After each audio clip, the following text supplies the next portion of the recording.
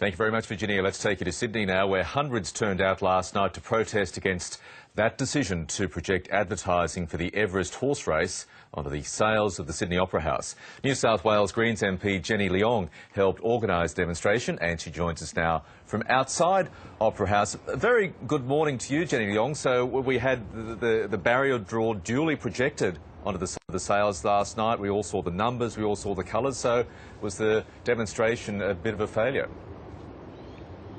Oh no, if you look closely at the photos, you also saw an incredible amount of torchlights of various types of projections that were there disrupting the projection.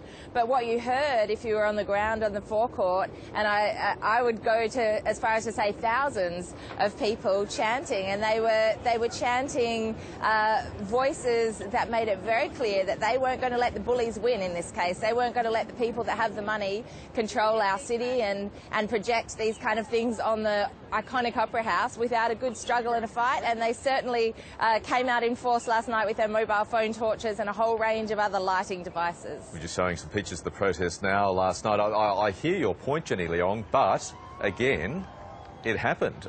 This was used, in the Prime Minister's words, as a giant billboard. Are you worried we're going to see a whole lot more of this at the Opera House now? Reports this morning suggest that 80% of people in New South Wales are opposed to the idea of these projections.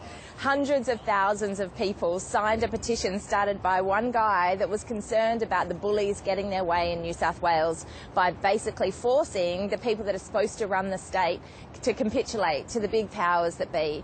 What we know is that the people came out in force. This can't be ignored. Now, it was an absolute win for the community to see the thousands of people there on the forecourt. It was an absolute win to see how the community sentiment and momentum grew in opposition to protect the Opera House at a time when neither the New South Wales Liberal Premier nor the New South Wales Labor opposition leader did anything about it. What we need to be seeing here is a recognition that this isn't just about one projection on the Opera House. This is about the people of Sydney and New South Wales saying, we want our city back, we want our state back, and we don't want the bullies with the big checkbooks to be able to run our state. You were one of those people firmly behind that petition. I think more than a couple of 100,000 signatures on it. So I believe the Premier did not accept that petition. So where does this campaign go from here? So for me, I was the one that had the pleasure of being able to go down and collect that change.org petition from Mike when the Premier didn't come down to accept it. Having access to the New South Wales Parliament meant that I could deliver it to the Premier's office on his behalf because she didn't come down to accept it. I was proud to be one of the hundreds of thousands of people that added my signature to it. This wasn't something that I organised. This was a guy called Mike. He's got 2 kids. He didn't like the idea of his kids seeing bullies getting their way, and he started this petition, and clearly people were on his side. OK, so based on what you saw last night, what we all saw on the forecourt of the Opera House and right across the other side of the harbour, you reckon it'd be a brave company, Racing New South Wales, whatever, to try this on again at the Opera House? I think it would be a brave Premier to try this on again in New South Wales. I think Premier Berejiklian needs to realise that her privatisation agenda and her failure to listen to the people and her arrogance about this is just not going to hold up anymore.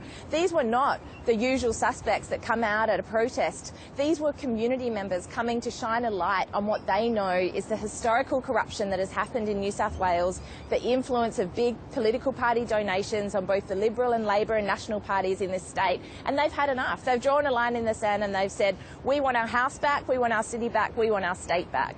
New South Wales Greens MP Jenny Leong, across from the Opera House. Thank you so much for joining us on News Breakfast this morning. Thanks so much, Michael. Really great to be with you this morning.